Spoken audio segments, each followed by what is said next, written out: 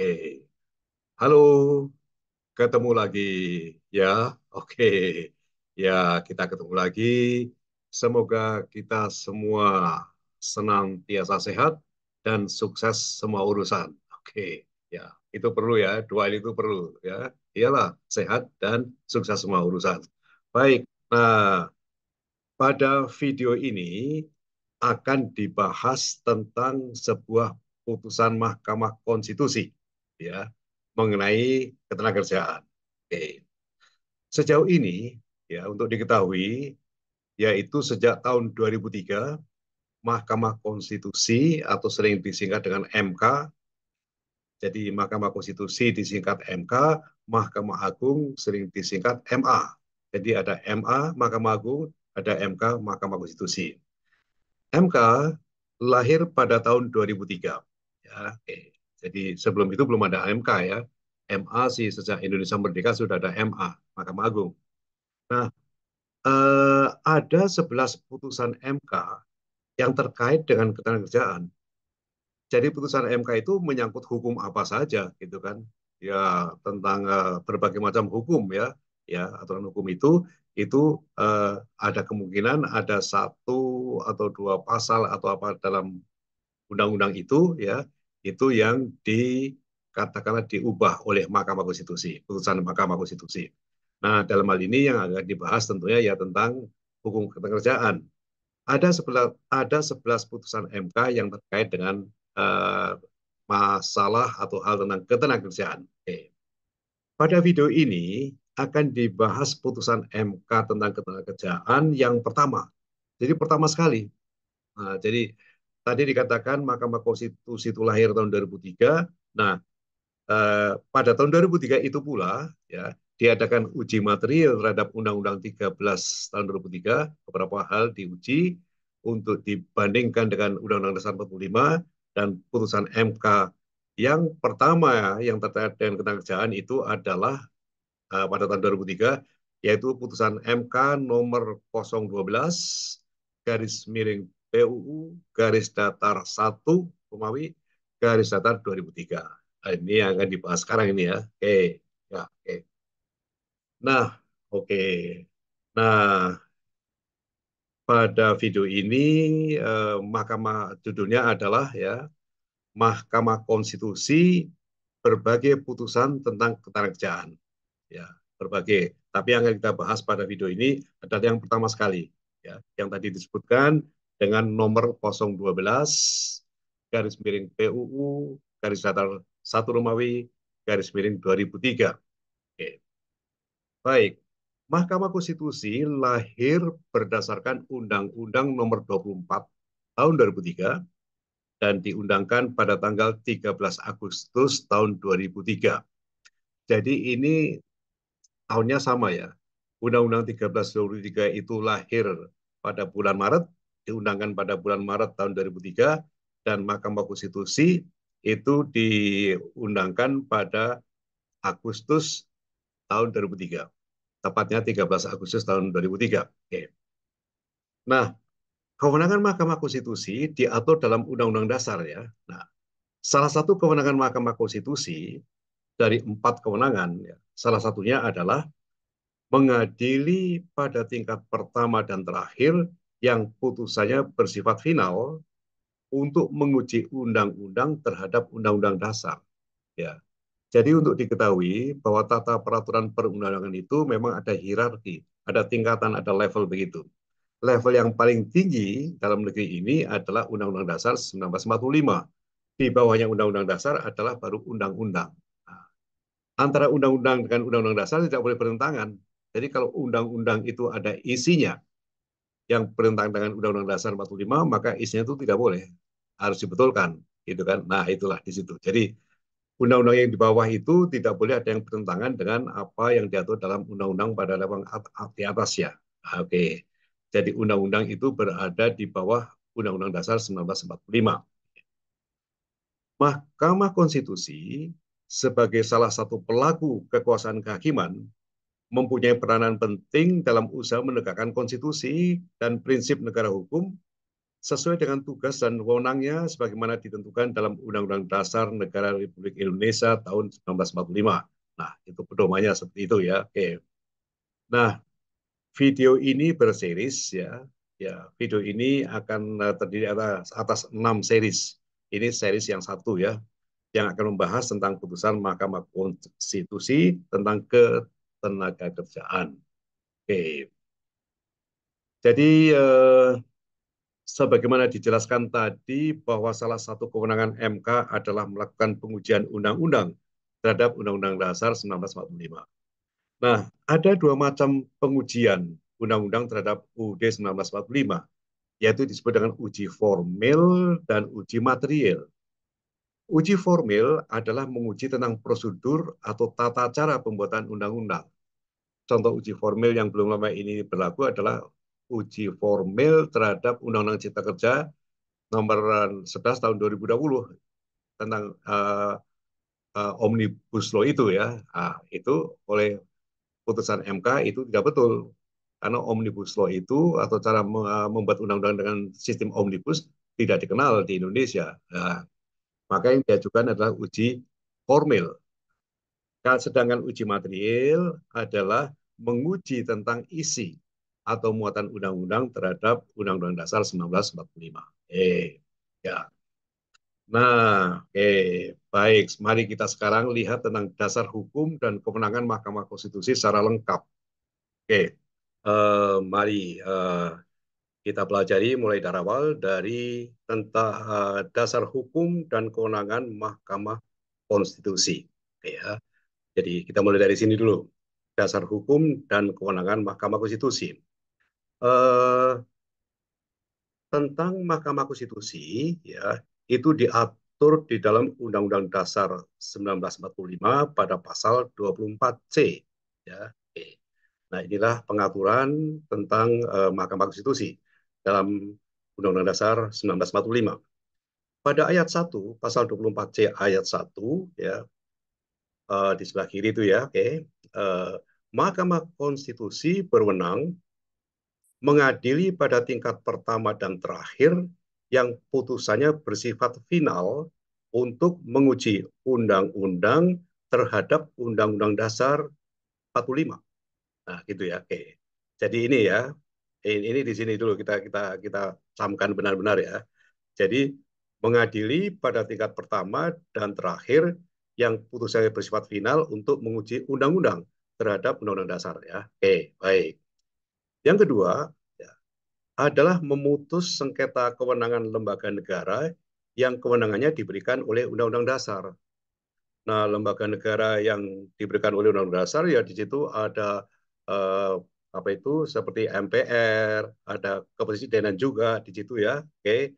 Kemudian ada juga misalnya komisi yudisial, komisi ini, komisi itu dan sebagainya. Itu adalah lembaga-lembaga negara yang kewenangannya diberikan oleh Undang-Undang Dasar, tercantum dalam Undang-Undang Dasar. Baik.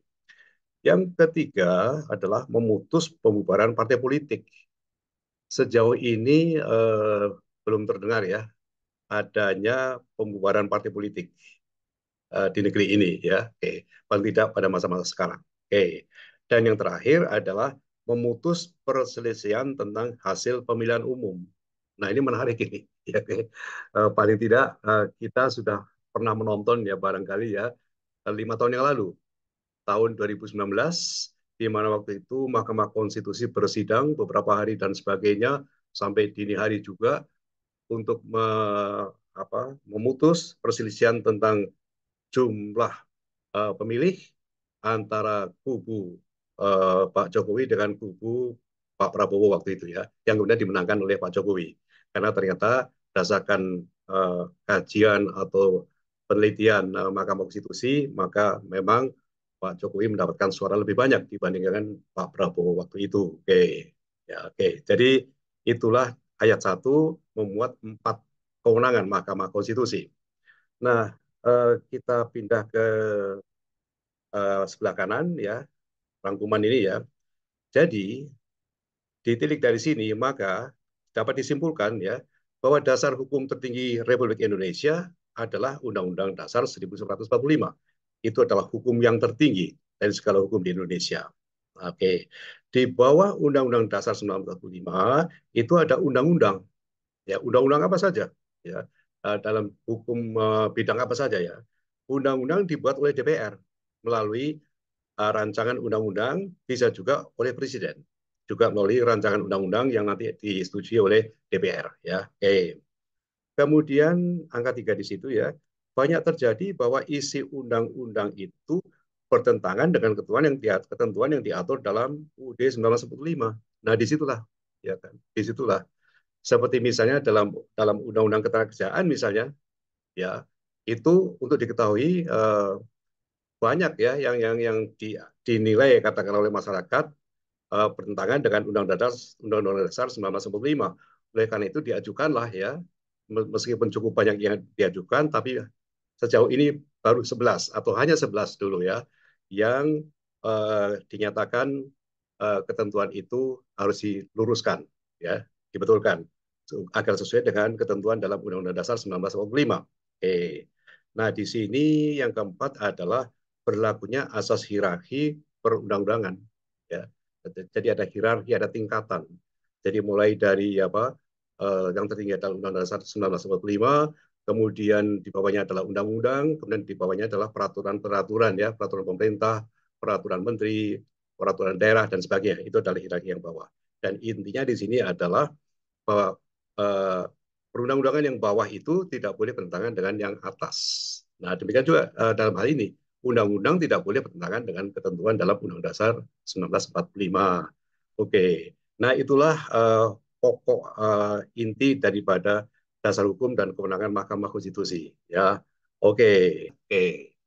Nah, sekarang eh, kita bandingkan antara Mahkamah Konstitusi dengan Mahkamah Agung ya. Oke.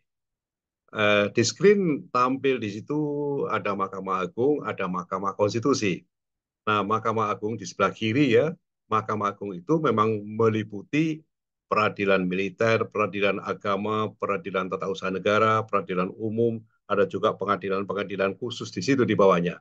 Itu semuanya adalah masuk dalam kewenangan Mahkamah Agung. Ya. Nah, Mahkamah Konstitusi ya berdiri sendiri terpisah, gitu kan. Dan tadi disebutkan memang Mahkamah Konstitusi itu baru lahir tahun 2003. Oke, ya.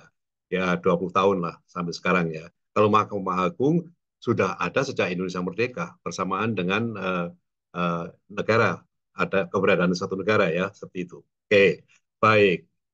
Oke, supaya ada gambaran jadi cukup jelas ya, Mahkamah Agung itu kewenangannya bagaimana? Mahkamah Agung kewenangannya adalah menguasai semua pengadilan di seluruh Indonesia. Oke, berbagai tingkat pengadilan dan berbagai jenis peradilan. Ya. Ada peradilan militer, peradilan agama, peradilan tata usaha negara, dan peradilan umum. Oke, baik. Nah, kita lanjutkan ya. Oke. Nah, inilah ya, inilah. Jadi inilah isi putusan ya, putusan Mahkamah Konstitusi yang tadi disebutkan, yang pertama lahir itu ya. Inilah bunyinya ya, inilah bunyinya. Oke, ya, oke, ya, ya, oke. Jadi tadi disebutkan bahwa putusan Mahkamah Konstitusi yang terkait dengan ketenagakerjaan yaitu pada tahun 2003 ya, keluarnya tahun 2003 yaitu putusan MK nomor 012 garis miring PUU garis datar Romawi 1 garis miring 2003. Nah, ini adalah isi putusan dari Mahkamah putusan Mahkamah Konstitusi itu tadi ya, oke. Nah, di sini Amartya sebelah kanan ya, amar putusan Mahkamah Konstitusi nomor 012 garis miring PUU garis datar Ratu Romawi garis miring 2003. Di sini angka 12 ya. Ketua MK waktu itu Profesor Dr. Jimli Asidiki SH. Ini yang memimpin MK Majelis Kehormatan Mahkamah Konstitusi tentang masalah Gibran itu ya. Oke, oke. Putusan MK nomor 90 terkenalnya ya. Oke. Nah, bunyinya adalah memperhatikan pasal 56 ayat 2, ayat 3 dan ayat 5 Undang-Undang nomor 24 tahun 2003 tentang Mahkamah Konstitusi, yaitu tentang Mahkamah Konstitusi, maka mengadili mengabulkan permohonan para pemohon untuk sebagian. Jadi tidak semuanya dikabulkan, sebagian saja. Menyatakan Undang-Undang Nomor 13 Tahun 2003 tentang Ketenagakerjaan. Nah, di sini intinya ada ya.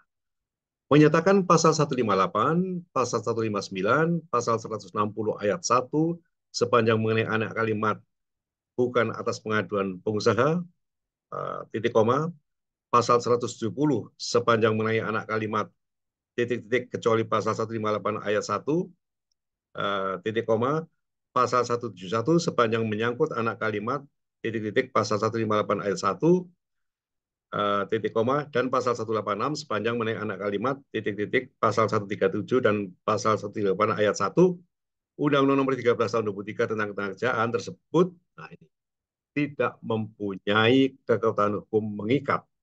Nah, jadi apa yang disebut di atas itu tidak mempunyai kekuatan hukum mengikat. Nah, kalau supaya lebih jelas, jelasnya adalah di sebelah kanan. Ya, sebelah kanan ya. Amar putusan MK nomor 012 garis miring PUU garis datar 1 Romawi garis miring 2003. Jadi di sini pasal 158 itu sepenuhnya semua pasal itu, isi pasal itu tidak mempunyai kekuatan mengikat, tidak mempunyai kekuatan hukum mengikat. Nah, pasal 159 juga sama. Seluruh pasal 159 tidak mempunyai kekuatan hukum mengikat. Nah, pada pasal 160 ayat 1 ya. Nah, ini cuman frasa atau anak kalimat di sini bukan atas pengaduan pengusaha. Ini saja yang tidak berlaku. Tapi yang lain tetap berlaku. Nah, begitu caranya membaca. Oke. Lalu pasal 170 ya. Jadi yang tidak berlaku hanya anak kalimat pasal 158 ayat 1 yang tanda petik itu. Itu saja yang tidak berlaku. Yang lain berlaku. Oke. Kemudian pada pasal 186 juga demikian. Hanya anak kalimat yang berbunyi pasal 137 dan pasal 138 itu yang tidak berlaku. Semuanya pada pasal 186 berlaku. Begitu caranya membacanya. Nah, semua pasal dan anak kalimat tersebut di atas dinyatakan tidak mempunyai kekuatan hukum mengikat. Ya tidak berlaku. Gitu kan. Nah, seperti itu ya. Itu caranya membaca putusan MK itu seperti itu. Dan di sini pasalnya tidak dihapus. Tetap ada di dalam undang-undang itu. Karena undang-undang itu kan milik DPR. Jadi dia tidak boleh Mahkamah Konstitusi itu satu lembaga yang tidak berwenang di sini, tidak membuat undang-undang. Ya, kalau mau dicabut atau di apa katakan diubah begitu, ya kalimatnya misalnya itu adalah kewenangan DPR. Jadi di sini amar putusan MK itu lebih pada jiwanya yang dinyatakan begitu. Tapi mau mengikat. Jadi pada dua baris di bawah itu kan ya, eh, tersebut tidak mempunyai jadi pasal apa yang di atas itu tadi ya dalam Undang-Undang Nomor 13 Tahun 2003 yang sebelah kiri ya tentang pekerjaan tersebut tidak mempunyai kekuatan hukum mengikat itu saja. Jadi barangnya tetap ada, aturan yang tertulis di situ, tapi tidak mempunyai kekuatan hukum mengikat ya sama dengan nggak berlaku. Gitu ya. Baik, jadi itu format putusan Mahkamah Konstitusi. Baik. Nah, sekarang lebih jelas lagi ya, lebih jelas lagi. Pada pasal 158 Undang-Undang 13 2003 itu, ini di sini adalah pada ayat 1 ya, ya, berbunyi pengusaha dapat memutuskan hubungan kerja terhadap pekerja atau buruh dengan alasan pekerja buruh telah melakukan kesalahan berat sebagai berikut. Nah, di situ terdaftar ada 10 macam kesalahan berat dari A sampai J ya, A, B, C, D, E, F, G. Ya. Nah, eh, kesalahan berat A sampai J itu di sini ya dinyatakan tidak mempunyai kekuatan mengikat semuanya ya. Jadi semua isi pasal 158 itu ya ada 3 ayat ya, ada 3 ayat itu tidak mempunyai kekuatan hukum mengikat semua pasal itu. Oke ya. Tapi nanti bisa dilihat bahwa ternyata jenis-jenis kesalahan berat itu malah nanti digunakan di dalam PP 35 tahun 2021 ya nanti ya nanti kita bicarakan tentang hal ini tapi pada saat ini ya sebagaimana putusan MK bahwa pasal 158 itu ada 4 ayat ya itu tidak mempunyai kekuatan hukum mengikat. Nah pada ayat 1 itu berisi 10 macam jenis PHK itu sebenarnya tidak mempunyai kekuatan hukum mengikat jadi mati saja lah begitu ya. Oke. Nah, ini ya, sebelah kanan ya. Sekarang kita penjelasan di sebelah kanan. penjelasan pasal 158. Pasal 158 pada Undang-Undang 1323 dinyatakan tidak mempunyai kekuatan mengikat. Tetapi kemudian isi pasal 158 dinyatakan sebagai contoh jenis kesalahan mendesak pada pasal 52 ayat 2 PP 35 tahun 2021. Jadi diambil lagi itu A sampai J sebagai contoh. Itu contoh pelanggaran yang sifatnya mendesak, begitu ya. Kalau dulu disebut kesalahan berat, tapi pada PP 35 tahun 2021 A sampai C ini disebut sebagai kesalahan yang mendesak. Dengan demikian, isi pasal 158 tersebut menjadi hidup kembali. Hidup kembali karena digunakan eh, sebagaimana diatur dalam pasal 52 ayat 2 PP 35 tahun 2021. Nah, oke. Okay. Jadi ini bisa digunakan lagi silakan dimasukkan dalam perjanjian kerja, peraturan perusahaan atau PKB, perjanjian kerja bersama. Oke, itu pasal 158. Kemudian di sini pasal 159. Nah, itu ya. Jadi yang tidak berlaku saya coret merah di situ ya. 158 tadi coret merah semuanya tadi ya. Nah, 159 ini hanya singkat saja. Ini lanjutan dari pasal 158 ya, Undang-Undang 1323. Apabila pekerja atau buruh tidak menerima putusan kerja sebagaimana putusan hubungan kerja sebagaimana dimaksud dalam pasal 158 ayat 1, pekerja buruh yang bersangkutan dapat mengajukan gugatan ke lembaga penyelesaian persoalan sosial. Ini dinyatakan semua pasal ini tidak mempunyai kekuatan hukum mengikat. Oke, baik. Nah, sekarang model pasal 160. Di sini tadi kan dikatakan uh, kalimat atau frasa yang tidak mengikat. Jadi pada pasal 160 ini, pada ayat 1, yang saya coret merah ini adalah yang disebutkan dalam dalam putusan MK, putusan Mahkamah Konstitusi ya, gitu ya. Jadi di sini caranya membaca, setelah adanya putusan MK, maka yang saya coret itu frasa ya, itu kumpulan kata-kata itu disebut dengan frasa. Frasa bukan atas pengaduan pengusaha ini menjadi tidak ada. Jadi lalu kalau membaca adalah ayat 1, ini berdasarkan putusan MK ya, dibaca, dalam hal pekerja atau buruh ditahan pihak yang berwajib karena diduga melakukan tindak pidana, maka pengusaha tidak wajib. Nah, jadi itu dibuang itu. Jadi tidak ada pengecualian. Ya. Pokoknya semua eh, apa itu ditahan karena diduga melakukan tindak pidana itu, pengusaha tidak wajib membayar upah, tapi hanya membayar bantuan. Begitu caranya membaca. Ya. Oke, itu pasal 160. Oke, kita lanjut. Rangkuman status tahun 2023 saat ini ya. Oke, nah angka 1 di situ adalah pasal 158 ya, tidak mempunyai kekuatan hukum mengikat TMKHM. Ya. Jadi pasal 158 itu sudah habis lah. Ada pasalnya tapi tidak mempunyai kekuatan hukum mengikat. Demikian juga yang terjadi pada pasal 159 juga TMKM. Oke. Nah, adapun pasal 160 ya bawahnya itu pasal 170 dan pasal 186 ya dari Undang-Undang 323 itu direvisi pada Undang-Undang Nomor 6 tahun 2023 Undang-Undang Cipta Kerja. Oke. Nah, di bawahnya ya rangkuman di bawah itu paling bawah kesimpulan khusus ya. Kesimpulan khusus ialah bahwa pasal 158 yang dinyatakan TMKHM oleh putusan MK nomor 012 garis miring PUU garis datar 1 Romawi garis miring 2003 digunakan untuk PHK alasan mendesak pada PP 35 tahun 2021 pada pasal 52 ayat 2. Ya, jadi dipakai lagi tapi di tempat lain. Ya, jadi sebetulnya contoh pelaksanaan eh, PHK alasan mendesak itu A sampai J itu ngutip sama copy paste daripada pasal 158 Undang-Undang 1323. Baik.